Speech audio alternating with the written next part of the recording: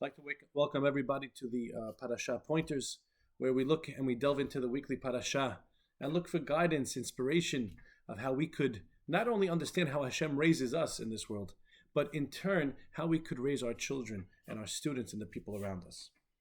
You know, this week's Parasha, we have the Kilalot, the famous Kilalot. We know, Behar-Behukotai Derasha, if we're going to go in the paths of the Torah, there's tremendous blessing to living a life of Torah, close with Hashem in so many ways. So many ways. But there's a flip side that's brought out in the parasha, and rather than just ignore it, we have to analyze it head on and gain tremendous insight and perhaps inspiration from these kilalot. If you look in the Pisukim, it's actually, it takes your breath away if you really read the words. And if you read it, if you're going to reject my laws, spurn my rules, right? You're not going to keep my Torah. You're not going to keep the laws that I want to give you. Afaniya says, Zot lachem, and I'll read it to you just in English. I will wreak misery upon you, consumption and fever. I'll cause your eyes to pine, your body to languish. You shall sow your seed to no purpose, for your enemies shall eat it. And it goes on and on and on. We need to understand this. So we know, first of all, how much Hashem does for us, all the good. It's just, we can never be able to talk about it. Just a movement of our body, a breath we take, the eyes that see, the blessings are numerous. It's every second of our lives. We have so much to be thankful for, and we have so much to recognize in all that Hashem does for us. At the same time, we know that the Gemara in Baba Kama, Daf Nun Amud Aleph says, Amar Reb Hanina, Kol haomer HaKadosh Baruch Hu vatranhu, yivatru chayav. Anyone who says, Hashem just lets it go. Don't worry about it. You can do the wrong thing. Don't worry about it. Don't worry about it. He's going to let it go. That person is letting go of his very life. And the Mesilat Yesharim, Rav Chaim Luzatos, explains so beautifully. And he says, this is because we want to make sure that a person doesn't fall in the trap of the Yetzer Hara who says, just do what you got to do. It's okay. If you sin, what do you think? Hashem loves you. He's not going to do it. There's no consequence to it. That's not true. That's not true at all. And we're going to explain it a little bit more deeply. Of course, Hashem is forgiving when a person makes teshuvah. Right? That's not what we're talking about here.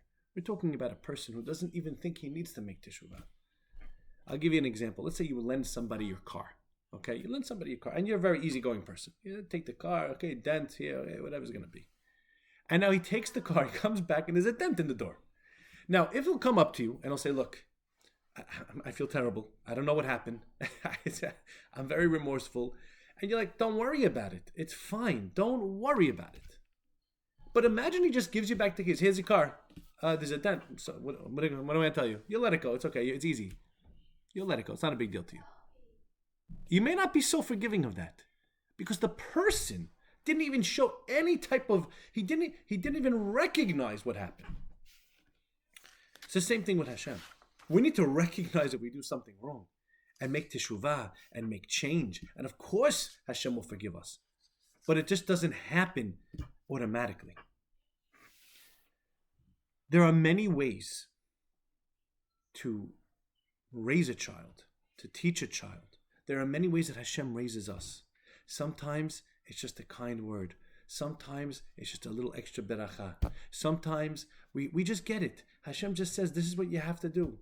If you have a child, for example, that might take the wrong thing, give him a little, hi, you shouldn't take the wrong thing. It belongs to somebody else, and that's it. At the same time, if he does it, he still has to have the consequences. We can't forget how important it is for there to be consequences and rules and regulations in the home. It's not all about that fluffy talk. It's important, and it has to be done with love. But the chidush we're going to learn today is that having real consequences, punishments, are the greatest showing of love that could possibly be. In fact, children feel loved when there's consequences. When you care enough to set up their lives in a way that doesn't just let them do whatever they want to do. We often look at punishment as being cruel. That's because we're not smart enough to see. It's not cruelty. The punishments that we may get is there to tell us it's a stop sign. Don't go there. That's not what's good for you. I want the best for you. And I know that if I'm just going to tell you what to do, you might fall. But if you understand that there's real consequences, you may not do it. If you look out in the world, how human beings act, if we just told everybody, just be nice to everybody. Just be kind. Don't steal. But there's no jail time. Come on. That's not how society runs. As parents, we need to create a framework of rules, of consequences that make sense, by the way. They have to make sense. And you do it lovingly. I'm so sorry. I feel so bad. I know, but I told you that by 10 o'clock, you have to be in bed, and you didn't go to bed. So tonight, you have to go to bed a little bit earlier. But that's not fair. I know, honey. I love you so much. And I feel bad that you feel bad. I just want the best for you. You need to go to bed at 8 o'clock tonight. That is structure and love. That's the greatest love. I once spoke to a boy who he was on a very rough path, a dangerous path.